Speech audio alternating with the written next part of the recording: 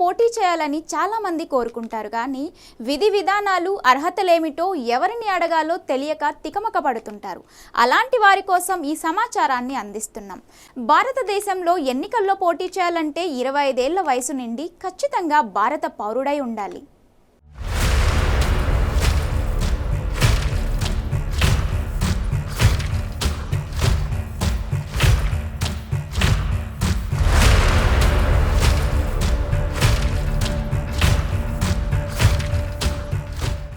రాజ్యాంగానికి, భారత సార్వభౌమాధికారానికి లోబడి నడుచుకుంటానని ప్రమాణపత్రం సమర్పించాలి. దేశంలోని ఏదో ఒక ప్రాంతంలో ఓటు హక్కు కలిగి ఉండాలి. అభ్యర్థులను ప్రతిపాదించేవారు ఖచ్చితంగా అదే నియోజకవర్గంలో ఓటరుగా నమోదై ఉండాలి. ఫారం 2Bలో నామినేషన్ పత్రాలు దాఖలు చేయాలి. ఓసీ/బీసీ అభ్యర్థులైతే 10,000 రూపాయలు డిపాజిట్ చెల్లించాలి. ఎస్సీ/ఎస్టీ అభ్యర్థులైతే 5,000 చెల్లిస్తే సరిపోతుంది. జనరల్ స్థానాల్లో పోటీ చేసే అభ్యర్థులకు సైతం ఈ నిబంధన వర్తిస్తుంది.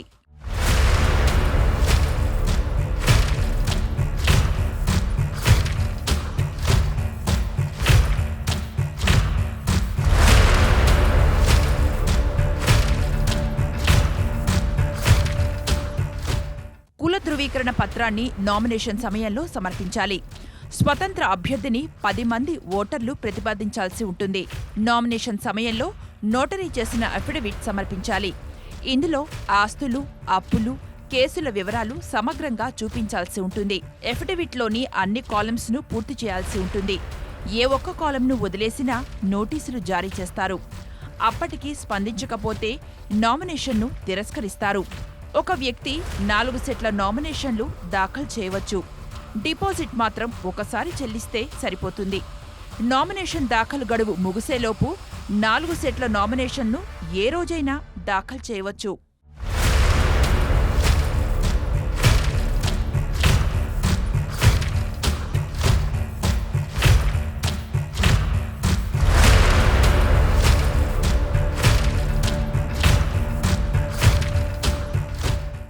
ఎన్నికల్లో పోటీ చేసే అభ్యర్థులు 40 లక్షలు, లోక్సభకు 95 లక్షలు వరకు మాత్రమే ఎన్నికల ప్రచారం కోసం ఖర్చు చేయాల్సి ఉంటుంది.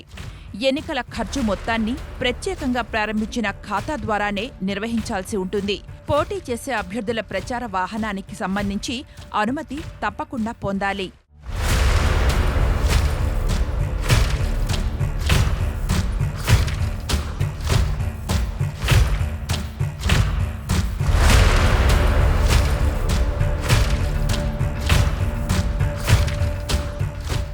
కేంద్ర ఎన్నికల సంఘం నిర్దేశించిన ఫారం 26 నోటరైజ్డ్ అఫిడవిట్లో అన్ని వివరాలను నమోదు చేయాల్సి ఉంటుంది.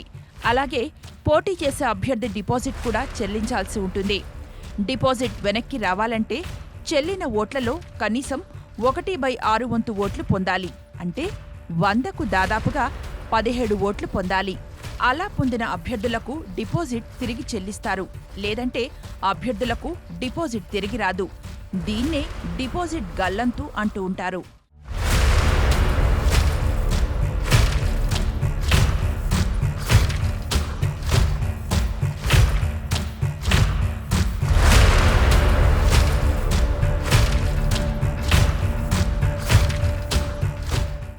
గుర్తింపు పొందిన రాజకీయ పార్టీల గుర్తులు అభ్యర్థులకు రావాలంటే ఏ ఫారం, బి ఫారం కావాల్సి ఉంటుంది.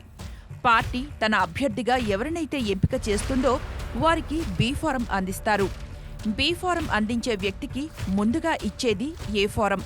ఏ అభ్యర్థినైతే పార్టీ ఎంపిక చేసి ఏ ఫారం అందిస్తుందో వారికి మాత్రమే తరువాత బి ఫారం అందిస్తారు. ఏ ఫారం అందుకున్న పార్టీ అభ్యర్థి ముందుగా తనకు లభించిన ఏ ఫారంను ఎన్నికల అధికారులకు సమర్పిస్తారు. తద్వారా ఎన్నికల గుర్తును బదలాయిస్తారు.